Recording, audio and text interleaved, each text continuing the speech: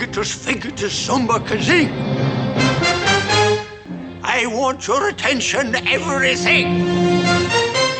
La magie de la culture pop repose-t-elle littéralement sur d'anciennes magies? Invoquons les puissances ensemble. Pockety, pockety, wackety, whack. Abracadabra, shrink in size, very small. We got to save enough room for all.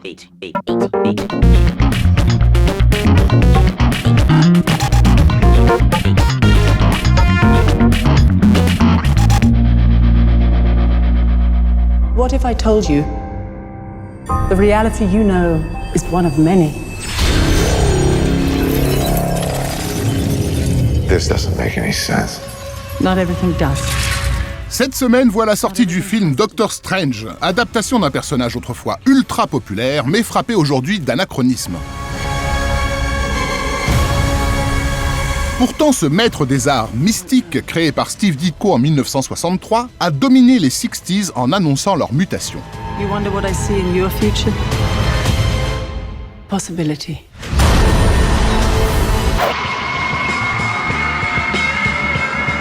Car derrière l'arrivée du psychédélisme, les premiers pas du New Age ou le Flower Power, se manifeste un regain d'intérêt pour l'occultisme sous toutes ses formes.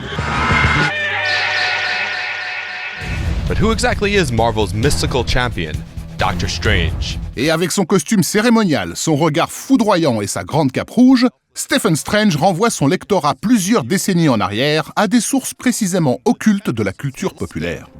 Reading a Doctor Strange comic was like an acid trip. No acid required. Au départ de la culture populaire, il y a quelques mythes fondateurs, et notamment, bien sûr, il y a le mythe du vampire. Les gens le savent relativement peu, mais Bram Stoker, l'écrivain irlandais qui a écrit donc Dracula, faisait partie de la Golden Dawn, l'ordre de l'Aube dorée, qui était une société paramaçonnique de l'Angleterre du tournant des années du fin 19e, début 20e siècle, qui a été très influente et dont faisait partie donc Aleister Crowley, le grand mage qui a influencé ensuite toute la pop culture jusqu'aux années 60-70 avec des groupes comme Led Zeppelin. Draco.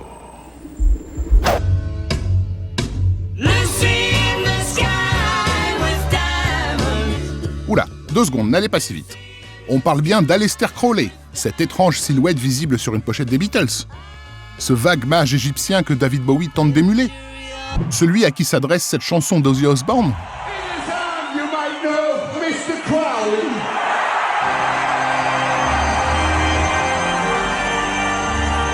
Alors du coup, Aleister Crowley, je pense que c'est le grand rénovateur et le grand révolutionnaire de la pensée magique en fait au tournant du 19e et du 20e. Et qui va en fait à un moment du coup redéployer et redonner à tout le monde en fait justement désocculter tout un savoir qu'on a cherché justement en fait à passer sous silence simplement parce qu'il y avait des répressions.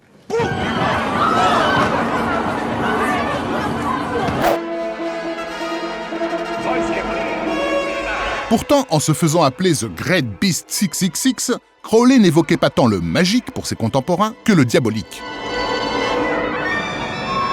Pourquoi l'aura sulfureuse qui entoure sa légende, faite de drogue, d'invocations, de sacrifices de chèvres et de sexualité débridée, aurait-elle influencé si librement la culture populaire ?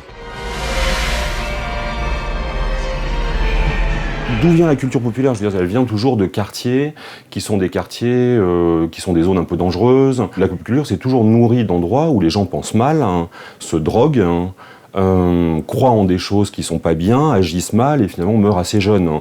Give me angry. Will you give me angry if you had a bad day? You're cranky? C'est un art populaire, donc effectivement, qui est un peu décrié par les traditions académiques, mais qui finalement va s'inspirer effectivement de sacré, souvent du sacré effectivement qui est considéré comme étant un peu sulfureux, un peu sombre, un peu maléfique, et donc ces traditions occultes, donc cachées finalement, alimentent l'art comme elles l'ont toujours fait. Hey. Huh? Hey, you finished? Yeah, I'm finished here. This is Professor Raymond Noby, Department of Ancient History, log entry number 2.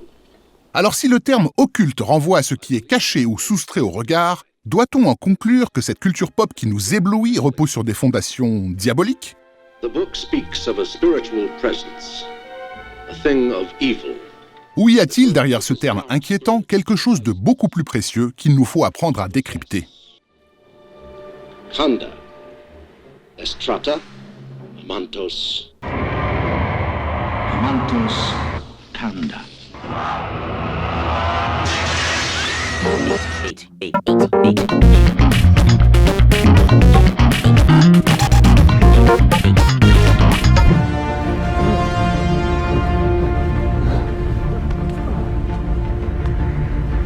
Lorsque Bruce Wayne, alias Batman, migre vers les sommets tibétains à la rencontre de Ra's al Ghul, il marche sur les traces de la bien réelle théosophe Alexandra David Neal et du bien réel Georges Gurdjieff.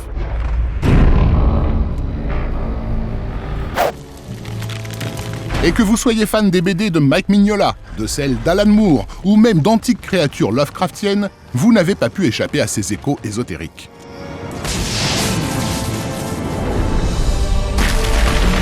S'agit-il de simples références exotiques prétentieuses, ou y a-t-il chez les créateurs de culture pop un modèle à émuler derrière toute cette sorcellerie ?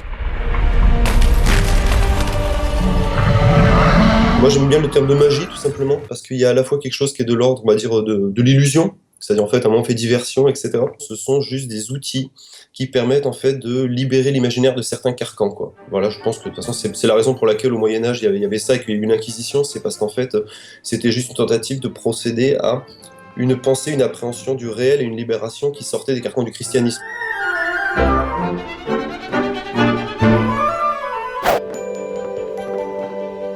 Se libérer l'esprit par une forme de pensée magique. Ok, pourquoi pas. Mais qu'en est-il de la magie concrète ? Nos artistes favoris sont-ils vraiment à manipuler des fioles d'alchimistes au fond des caves ?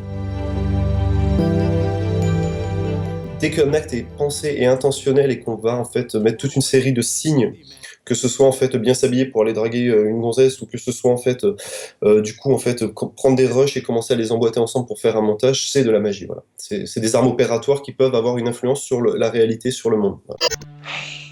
It's a kind of magic.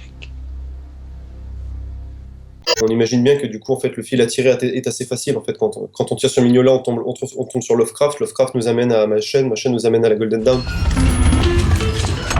Ainsi tout est lié. Il y aurait vraiment une lignée magique, un continuum occulte au cœur de cette culture populaire qui irait à l'encontre des valeurs de l'Église. Ce paganisme increvable s'est frayé un chemin dans les sous-sols de l'histoire.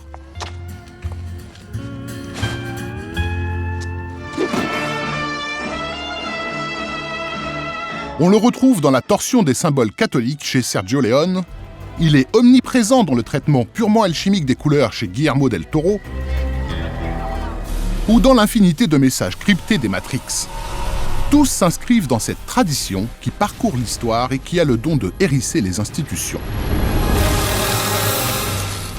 De toute façon, il y a toujours eu un lien entre l'occultisme, l'avant-garde et donc la mutation.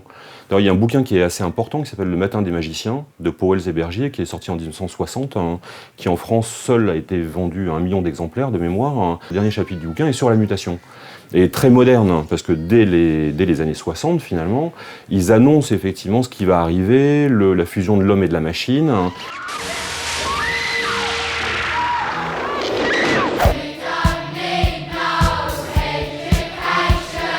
Oui, il y a bien tout un réseau de signes qui traversent ces œuvres populaires et qui se répondent savamment. Méfie du réflexe conspirationniste.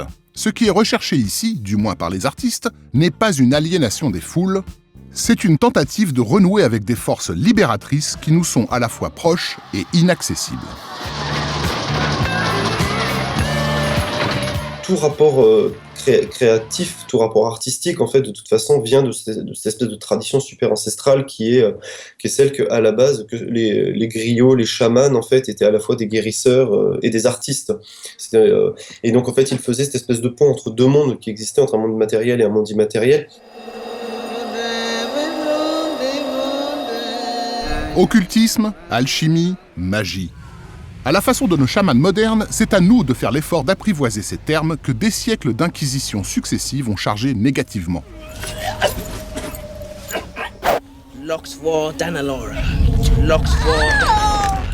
Si la tradition païenne qui pulse au cœur de la culture populaire continue d'exciter la réaction des institutions, c'est qu'elle est chargée de cette puissance justement occulte. Une magie propre à agir sur le monde, sur les esprits, est capable d'assurer sa perpétuelle mutation.